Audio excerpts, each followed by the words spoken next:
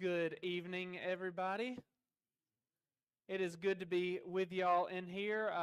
Sorry for the change of plans here at the last minute. We were having some internet issues downstairs, and I know that we have several people who watch online on Wednesday nights and just wanted to make sure they had the opportunity to be able to watch as well while we're getting some of that figured out.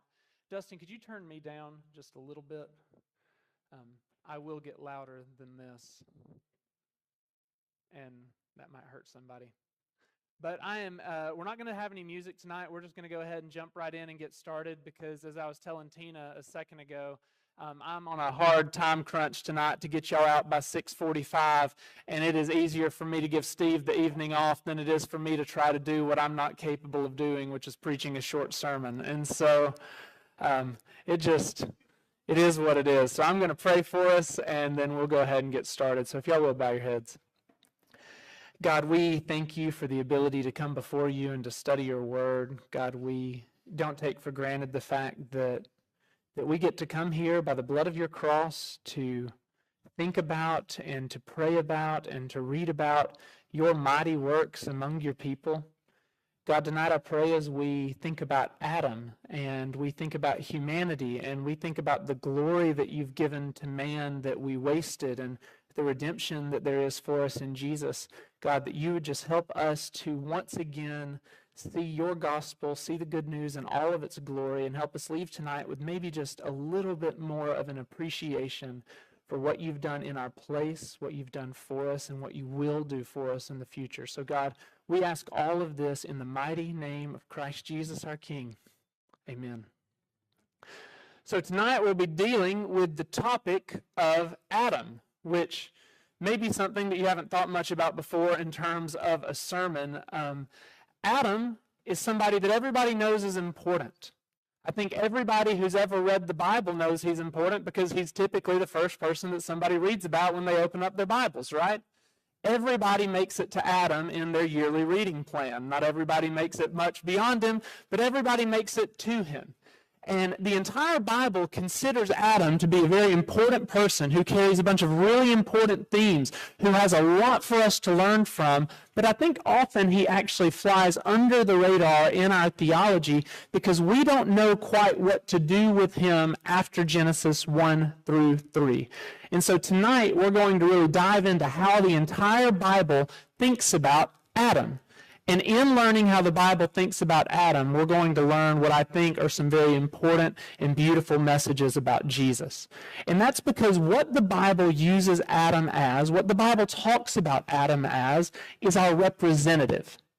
Adam serves as a real-life historical picture of all of us. Adam is our father. Adam's who we come from. Adam, from the very start, represented me and you. Now, all of us care about representation, whether you think about it or not. We all care who speaks for us. We don't care just what somebody says, but anytime somebody speaks on our behalf, we want to know what they said. You all are probably pretty particular on who you even let speak on your behalf, right? You don't want just anybody speaking for you. There's sometimes if you hear so-and-so said about you and you're like, well, I'm going to correct the record before I even know what they said. They can't speak for me. You care about how you're represented in government. We even have a position within our government called what? Representative. And what's a representative supposed to do? They're supposed to vote on behalf of you, for you. In a sense, they answer to you. You answer to them as well. It's why we get anxious during court cases, because you know that somebody other than yourself is representing you, often in a lawyer. We all live in our culture in the shadow of what we would call representation. There's always somebody or something speaking on our behalf. And that's how the Bible begins. Adam, in a sense, speaks on all of our behalf, because we all come from Adam. We all descend from Adam. We're all broken because of Adam. Every problem you have in your life, in no small part, can be traced back to the fact that you had a bad representative in Adam. So tonight we're going to see his story and figure out how we get a better representative. We're going to start in Genesis chapter 1, but we will be moving on from there fairly quickly. But we're going to look first in point 1, if you're filling out your note card, at Adam. I know, original. Royal image and priestly representative. In Genesis 1:26, God does something astounding. In Genesis 1:26, after God's created the world and made everything in it and called it very good, he does something that would have really been expected in the ancient Near East for anybody creating kind of their temple, their sanctuary, their cosmic place of being. He sets up an image. Now again, like I said last week, there's some language in Genesis 1-3 that's really only makes sense if you understand the context into which it was written. But an image was something that went in every temple. It was something that went in every city. It was something that went in every place that was meant to represent someone or something. Kings were really famous for putting their image in places. So if you think about maybe being king of a little city or of a small country in the ancient Near East, you couldn't just be with everybody in your kingdom by live stream.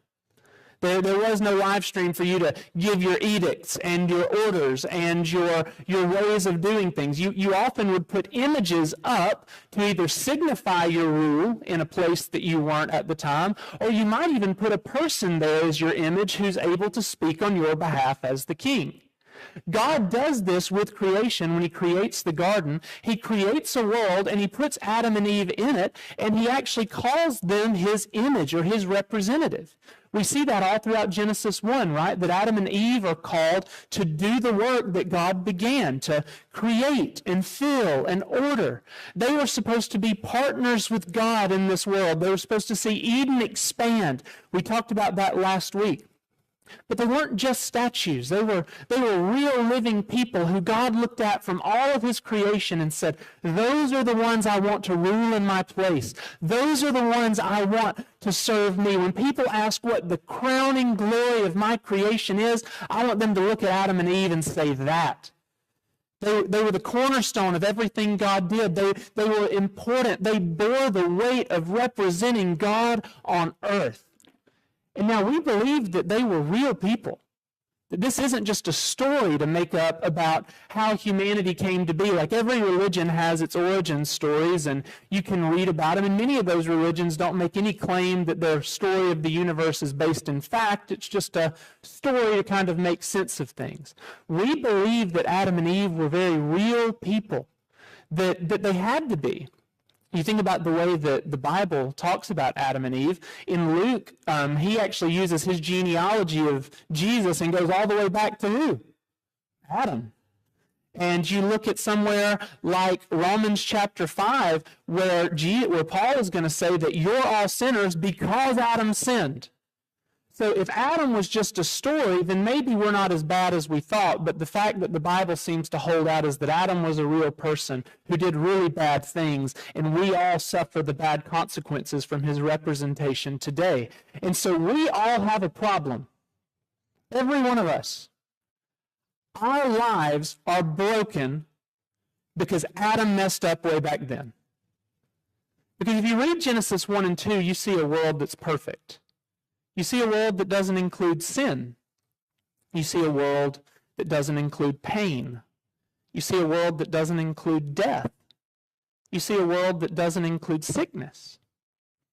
All of the things that seem to break our lives apart did not exist in the very good world in which God created. They existed after Adam fell. Now, there's a big theological term that explains why we all have to suffer for what Adam did, because that might initially strike you as a little unfair. I didn't eat the fruit. You know, if you're a woman in here, you're like, I would have been smarter than Eve in that particular moment. I would have trusted the word of the Lord. Or maybe if you're a guy, you would have said, I would have cut the head off that serpent before he got to talk. Maybe you would have, but you weren't there and you didn't, and so you suffer the consequences. Now, that may not seem fair, but in this story, in the story that God wrote for all of us, he seems to believe that in a sense, all of humanity acts together. Adam's consequences had essentially consequences for all of us too. If he had obeyed, blessings would have flowed to all of us, but when he disobeyed, curses came to all of us. And that's because we all came from him. You all understand this to a degree. You all come from families. If you're here, you come from a family.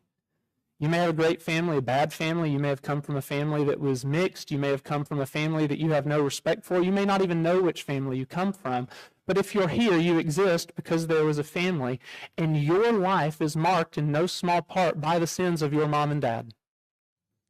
Right? You can't help it. It's the way they raised you.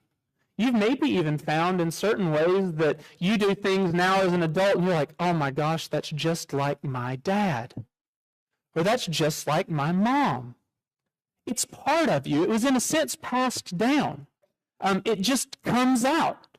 You know, you'll hear people say like, I'll use my own last name so as not to make fun of any of y'all that I may have heard this in the community, but like, oh, that's just a Standridge, right? And, you know, there's some of y'all's last names. If somebody said that, they'd be like, I know exactly what that means, right? Because you're, in a sense, represented by your family. And so we all bear the scars of having been in Adam. So to speak personally about this for a second, I'm a lot of things, but I like to think in my good roles. I'm a husband, I'm a pastor, I'm a father.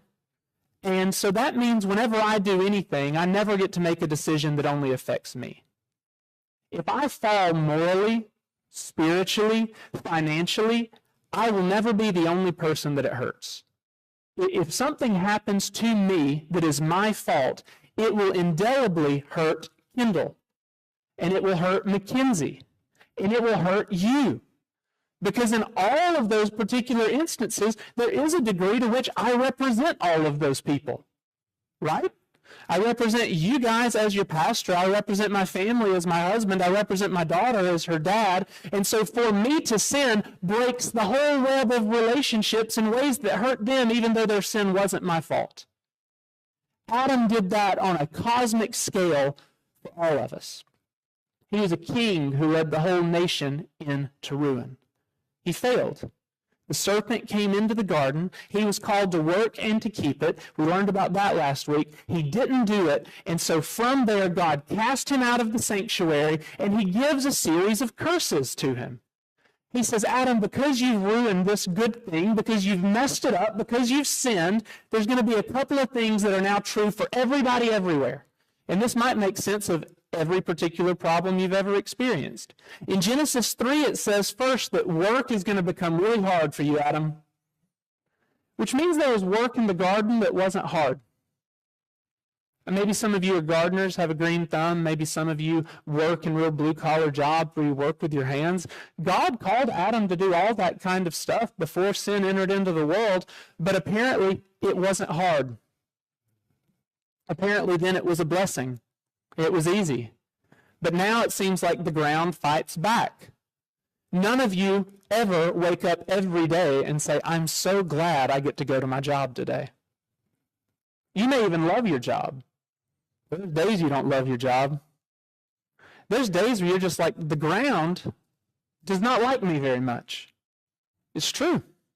God said that would happen in Genesis 3. For our ladies in here who have had children, that was not a pleasant experience in the moment, was it?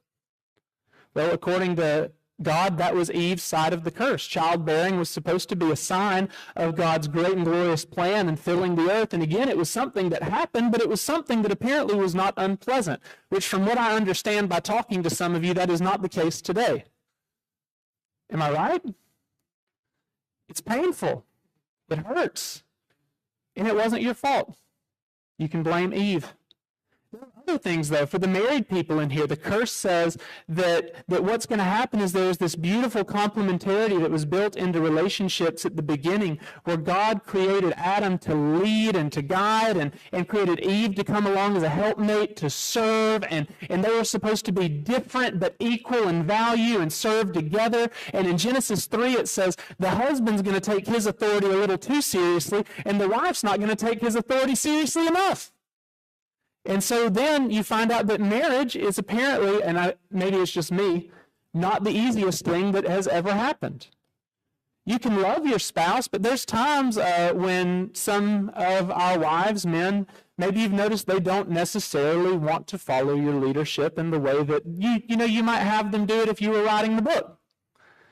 And wives, maybe there's sometimes your husband is not exactly the mental mastermind that you would have liked to have picked out for your leader, right? Like that guy. And so you fight, and you war, and you bicker. But the biggest part of the curse was this: you were supposed to live forever with me. But the wages of sin is death. And so in Adam, all die. Adam sinned, and that sin broke everything. Everything since then is messed up. So the entire Bible, from this point on, is going to be in search for how these people who descend from Adam, who are broken by Adam, and who are broken like Adam, how can those people come back into right relationship with God if that's the guy that stands up at the top of their family tree? Because when it starts bad, it's going to end bad. And so the whole Bible starts to kind of, without using the words, ask the question, is there going to be a new Adam who's able to restart and to remake and to redeem and to help? Because the one that we have doesn't work. And that's where we see Adam echoed throughout the entire Old Testament. We're going to see Israel act as a kind of corporate Adam. But before we get to that, there's just some fun things to note even about Adam. The Hebrew word Adam, which you can probably figure out, Adam, is just the Hebrew word for man. So Adam was named man, very original, right? So like the very first man was a man. The very first man was someone who represented all of mankind. And what we see is that God gets really frustrated after Genesis 3. He gets mad at sin. It says he regrets making man. And so what does he do? He says, we're starting over. The sin had grieved his heart, and so he floods the earth. And what you see even in that is you see, like, well, maybe the new start's going to happen here. We got rid of all the bad people. Things had gotten really bad. And so then you have Noah. And Noah steps off of the boat after the flood into a kind of new creation. And if you read in Genesis 9, God actually re-gives Noah all the commands he gave Adam. Be fruitful and multiply, fill the earth, guard and keep the sanctuary. He tells Noah the exact same thing that he told Adam, except he adds one thing, which is don't kill other people, because that had become a really big problem in the preceding chapters. And so I guess he figured they need to figure that one out. And so he told them, don't kill people. So maybe Noah, in this great restarting of things, is going to fix it. Just like the old story, sin enters again. It's actually quite shocking, the similarities between what happens in Genesis 3 and Genesis 9.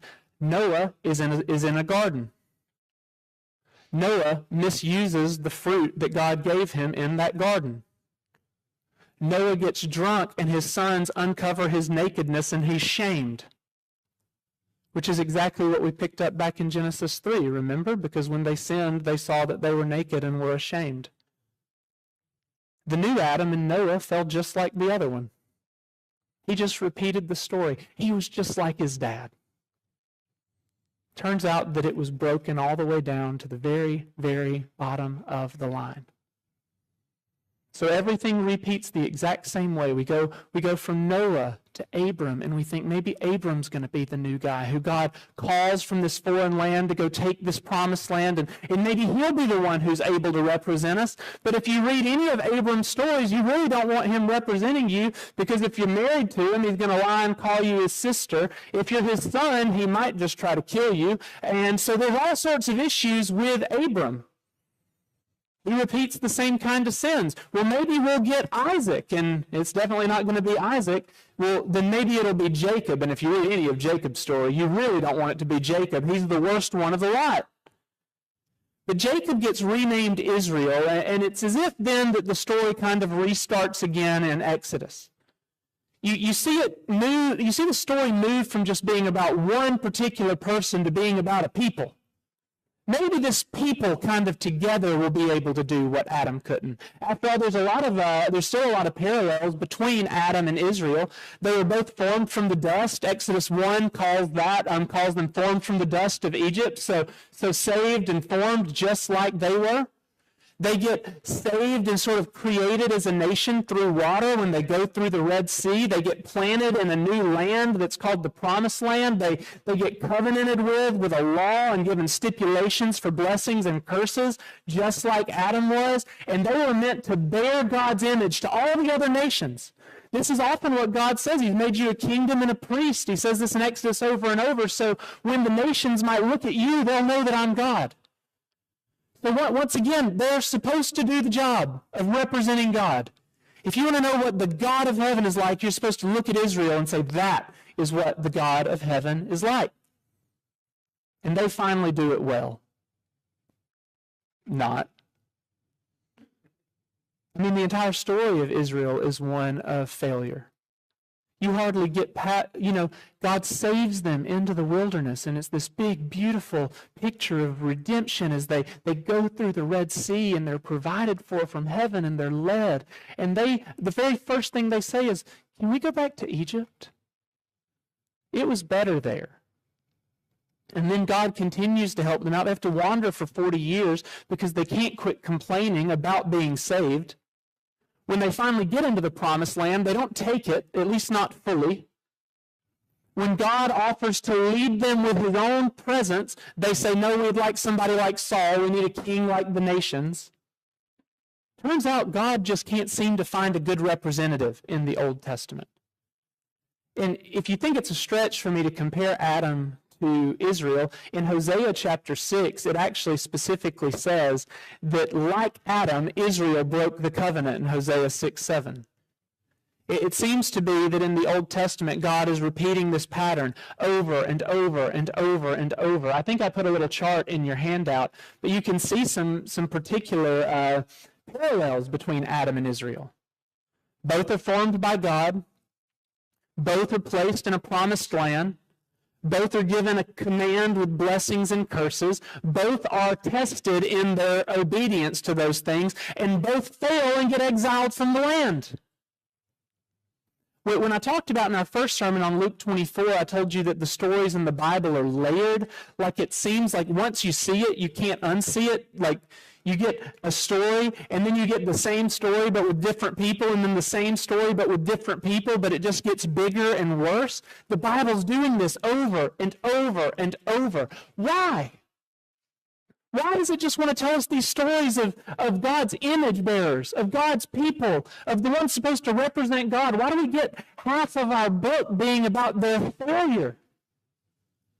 We typically don't like to read books like that. Well, it's because, I think in no small part, that God needs us, wants us, demands us ask the question, how can anybody ever fix this? Because by the time you get to the end of the Old Testament, it's a pretty bleak picture. You have Israel kind of back in the land, having rebuilt a temple that is not like the former temple. You have a people without a king. You have a people without a prophet. You have a people without pure priest. You don't have the sacrifices. You have Israel just turning into Canaan. You have Eden turning into Babylon. You have everything that was supposed to be good and right in Genesis 1 is bad and ugly at the end of 2 Chronicles. There's no part of the story that's supposed to make you think these people are going to eventually work it out. And I think that's exactly where you're supposed to be. Because what do you do when Adam fails, and when Noah fails, and when Israel breaks the covenant? Well, you start looking. You start longing. You start crying out for somebody to succeed where everything else has failed. If you read through the Psalms and the prophets, this is actually what they're doing. They're calling out over and over and over about there's got to be somebody better, a better king, a better prophet, a better priest, a better Adam, because we can't find one no matter where we look. We need someone better. One of my favorite places to look to think about this is in Psalm chapter 8. And so here we're going to look at Adam's shadow in the Psalms and prophets. But Psalm chapter 8 is a beautiful and actually a really quoted psalm in the New Testament where David is giving a reflection back on Genesis 1 and 2. David's reflecting on the creation of mankind, on what we were supposed to be. He talks about how, in verse 3, he says, "When I look at your heavens, at the work of your fingers, the moon and the stars which you set in place, what is man that you are mindful of him? And the Son of Man that you care for him? Yet you have made him a little lower than the heavenly beings, and crowned him with glory and honor. You have given him dominion over the work of your hands. You put all things under his feet, all sheep and oxen, and also the beasts of the field, the birds of the heaven, the fish of the sea, and whatever passes along the paths of the sea. O Lord our God, how majestic is your name in all the earth." Maybe if you're thinking of Genesis 1 and 2, you can really see it there in Psalm 8. He's thinking back and thinking, God, when I look at the magnificence of your creation, why did you put us in charge? Who are we that you're mindful of us? I mean, David's sitting here in this broken kingdom, ruling over sinners, having sinned greatly himself, and it just doesn't make a whole lot of sense to him that Adam got the glory and dominion that he did. He's thankful for it. He's thankful for their role within God's economy of things, but man, what he says in chapter 8, what he's looking back to, that's something that feels more aspirational than it feels true. We don't feel crowned with glory and honor. We don't truly take dominion. We've failed in that task. So Psalm 8 kind of serves, I think, as a reflection of truth, but also as a kind of lament. It's a memory of what we were supposed to be, but it doesn't match the reality. Because creation isn't fully in subjection. We don't rule with wisdom. We rule with pride. The Psalm's glory that it gives man feels a little bit misplaced in this world. Because even you look at the kings in Israel like David and Solomon and Rehoboam and you keep going, do any of those guys seem worthy to take up the mantle of the one crowned with glory and honor? No. They break everything they touch. And frankly, if we're honest, do we seem like the people who deserve to be crowned with glory and honor? Have you stewarded all of God's gifts with wisdom and righteousness? I know I haven't. I feel quite confident you haven't either. So it becomes a kind of cry for what should have been, a lament for what could have been, a hope that maybe someday there will be a Son of Man that wears that crown rightly. And it's interesting, and I'm getting a little bit ahead of myself, but Hebrews 2 picks up that psalm and answers the longing. In Hebrews chapter 2, if you turn over there real quick, it actually quotes this particular text. If you start in verse 5 of chapter 2, it says, "For it was not to angels that God subjected the world to come, of which we are speaking. It has been testified somewhere," speaking of Psalm 8, "What is man that you are mindful of him, or the Son of Man that you care for him? You've made him for a while a little lower than the angels. You've crowned him with glory and honor, putting everything in subjection under his feet. Now, in putting everything in subjection to him, he left nothing outside his control. At present, we do not yet see everything in subjection to him, but we see who for a little while was made lower than the angels, namely Jesus, crowned with glory and honor because of the suffering of death, so that by the grace of God he might taste death for everyone." Here's what the author of Hebrews is saying. That psalm that didn't seem to fit any of us fit one who was to come. It fit Jesus. It fit the one who was worthy to wear the crown. It fit the one who was worthy to rule rightly. It fit the one who was made to be the new Adam, the new image, the new creation. The second Adam who's able to bear the weight that the first one couldn't. Psalm 8 gives us a silhouette, and Hebrews 2 gives us the substance. The image that we ripped apart and shattered collectively in the garden, the dominion that we lost together, Jesus secures. The humanity that we all failed to be, Jesus was in our place. And so Psalm 8 tells us that king is coming if you'll wait and look for him. And the entire Psalms and prophets are just consumed with figuring out when that guy is going to come. I mean, you get other Psalms, there could have been 30 I could list here, but Psalm 72 talks about a king who rules justly and with righteousness and brings peace. But you read about the Old Testament kings and you don't find him there. Isaiah talks about this righteous branch who's going to restore Eden and bring about this great peace in all the world. But we don't find him anywhere. Jeremiah talks about a righteous branch who's going to serve as our righteousness, and we can't find him in the Old Testament. Ezekiel talks about a good shepherd, which Israel so desperately needed and didn't find out about till he shows up in John chapter 10. Daniel talks about a son of man who's supposed to receive glory and honor and dominion, but we can't find him in any of Israel's kings or in any of our supposed new Adams.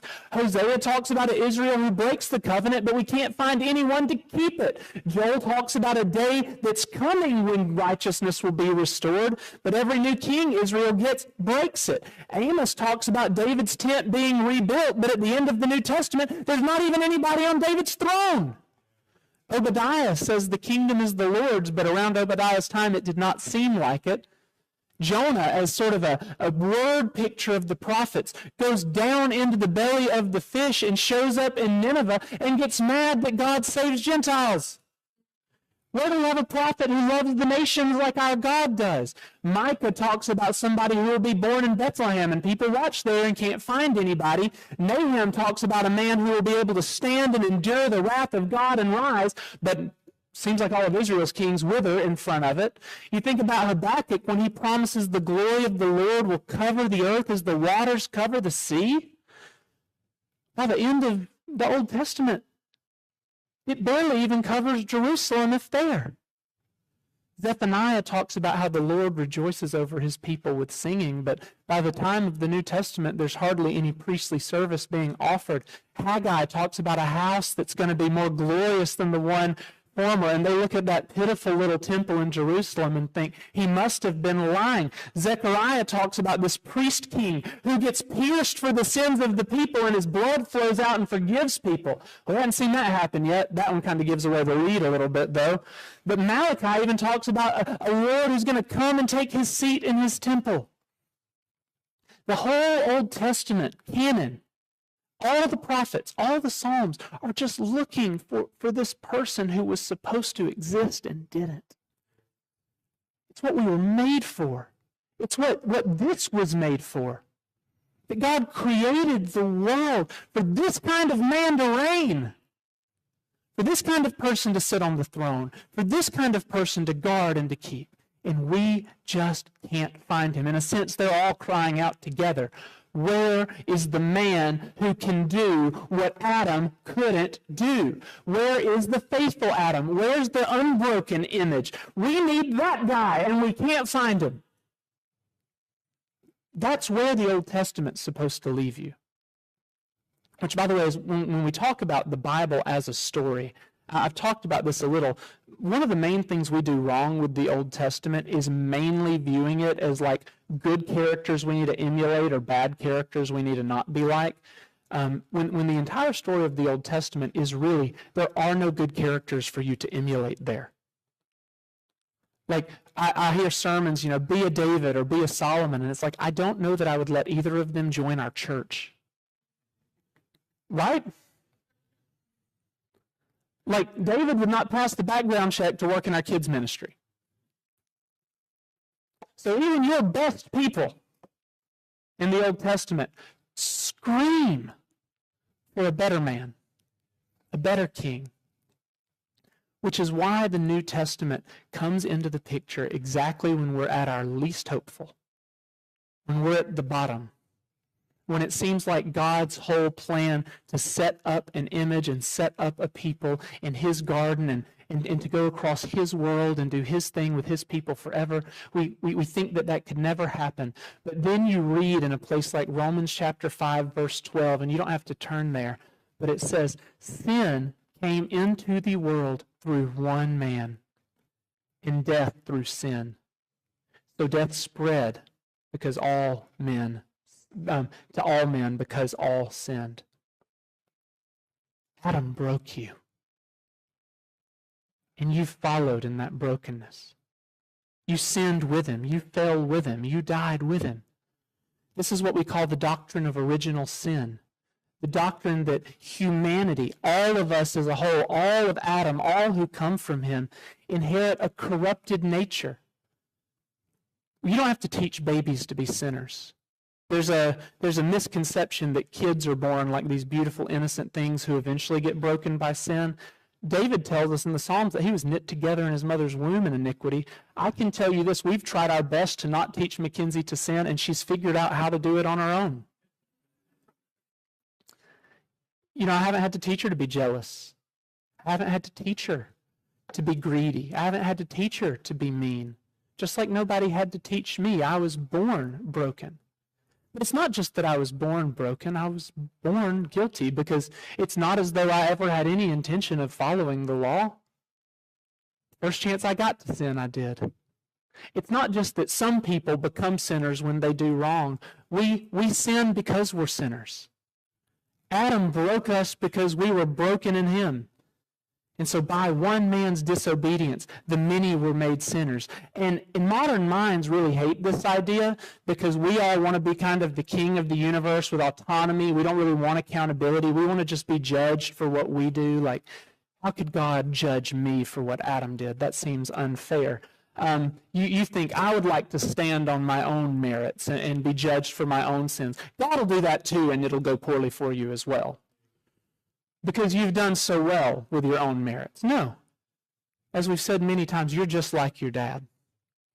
As if getting out from under Adam and putting yourself there would have worked out better for anybody. I don't know that it might not have worked out worse. We don't do a good job representing ourselves. Our representative didn't do a good job representing us. And so God says all men died because of what Adam did. Every one of you, by the way, will die. I don't know if you've wrestled with that or not, but you're not going to be the one who figures out the not die thing. It's the most certain thing in the world. And so we really need somebody to step in, not just help me be a better person, because I'm already deeply broken. Like, I could do good, perfect works the rest of my life and it'd never make up for the sinner that I already am. And so Jesus doesn't just step into the story to fix a little bit of this. He fulfills every single layer of it. And so we're going to talk about these two men, two trees, and two verdicts, if you want to look at that. Two men, two trees, and two verdicts.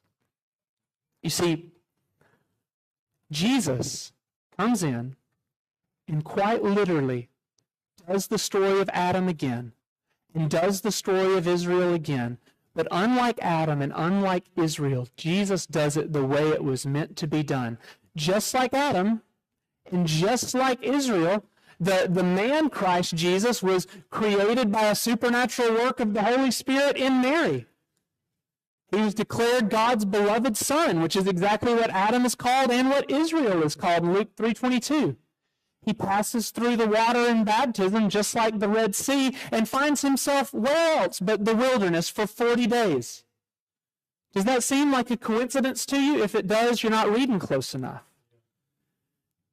Like Adam, he enters the wilderness having left the garden, and there he gets tested by the serpent, just like Israel before them. And just like them, that serpent tempts him with, here, take, eat this, be made well. Here, you'll know everything and have everything that God wants you to have.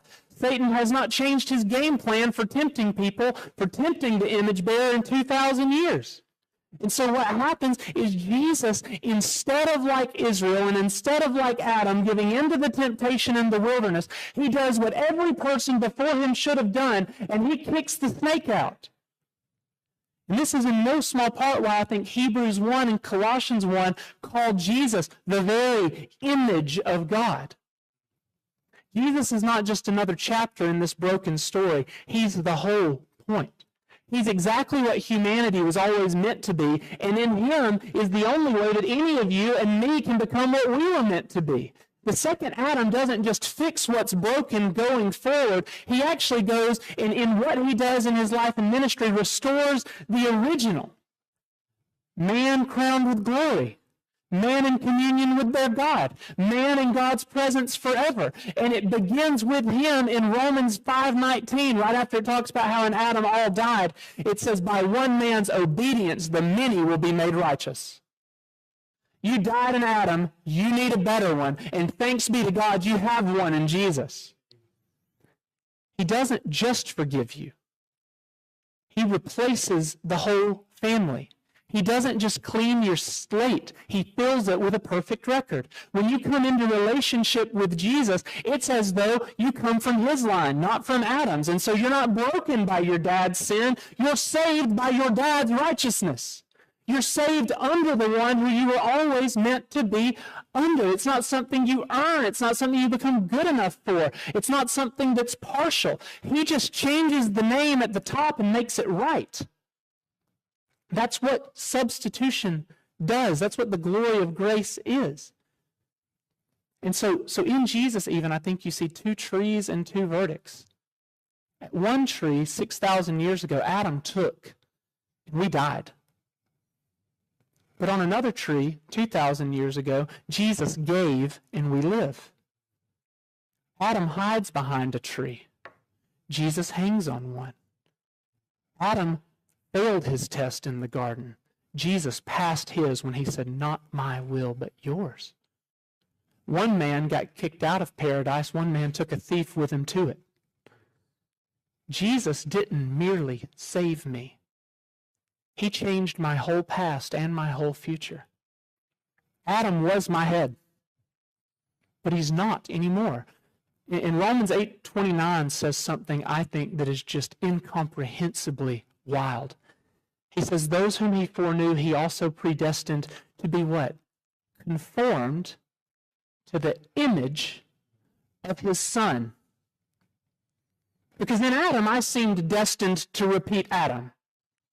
It seemed like I would be what Adam was, like I was before I met Jesus. But what the gospel tells us is that actually now, God is going to go about the process of making me like a better son, making me like a better image. I think now we could say, for all of us in here connected to Christ, I don't look like Dad yet, but I will. Not just cleansed, but changed. Not just pardoned, but replanted back in the garden the right way. In my place, Jesus died. In my place, Jesus lived. In Adam's place in my story, Jesus took. I don't think this is any clearer than in what I would call the big final reversal, which is where actually on the night before Jesus died, he does something I think is just incredibly beautiful. You see, the world was plunged into despair with a couple little words. Take and eat. Because Genesis 3 says she took and she ate. She did exactly what Satan told her to do. That sentence became a sort of epitaph across the top of the human race. Take and eat, and everything was ruined. Through that act, judgment was passed. Paradise was lost. We were exiled from God's presence. But now in Luke, and this becomes so incredibly clear, the serpent whispers in Eden to Eve, take and eat. And she did, and they died, and judgment fell. But in Luke 22, Jesus takes the bread in his hands, and he speaks the exact same words that the serpent used to kill us. He says, take and eat. But this time, it does not bring a curse, but brings a covenant. It doesn't bring death, it brings life. And he takes the very words that brought the curse, he took the very thorns that the curse brought from the ground, and the very curse that the thorns produced in death, and he took all of the elements of the curse, and he carried them to the cross, and he told Satan, you forgot this was my story. He takes it to the Word and reverses it. The curse came to us through Adam's hands. The curse reversed to us through Christ's blessing. It's like the great Christmas hymn says, He comes to make His blessings known. How far? Far as the curse is found. Jesus took what Adam cast out. Jesus opened the way that Adam broke. The food, the crown, the nakedness and the shame, the curse of death, all worked into Adam's story in such a way as to bring life, not death. And so where does all this wrap up for us? Well, it wraps up in the fact that you need to know the second Adam. Colossians 1 says it like this, that He is the image of the invisible God. In Him all the fullness of God was pleased to dwell. Adam was made in God's image. He was a reflection, a derivative. But Colossians says that Jesus is the image, radiant, unbroken, divine. He doesn't just reflect the glory, He is the glory. Jesus is the Adam who won't fail his test. He's the Adam who won't lose his people's future. He's the Israel that won't get lost in the wilderness. He is the representative that we all need. And brothers and sisters, one day you will stand before God and you will be judged on the basis of one of these two men, and those are the only two options. You will either stand before God and plead the case as one of Adam's sons, and it will not work for you because you will be labeled a sinner because you are. Or you will stand before God and plead your case as one of the second Adam's sons, and you will be off scot-free because you get his righteousness. There is no Switzerland. There is no third way. There is only these two. And so I encourage you all tonight, if you are so thankful that you've been united to Christ by faith, then you can know your past has been wiped clean and your future is secure because the one who stands as your representative represents you well. But if you find yourself here and don't think that's you, I'll tell you, the greatest scandal in the universe is that you can just change the name at the top of the page. Faith alone. You'll be judged in Adam or justified in Jesus. I hope you'll choose Jesus. Let's pray. God, we thank you for this day and we thank you for your blessings. God, help us to know and to love and to find ourselves in relationship with you. And we ask all this in your name. Amen. I have kept y'all about exactly as long as I was allowed to keep y'all tonight, so we're going to go ahead and dismiss y'all.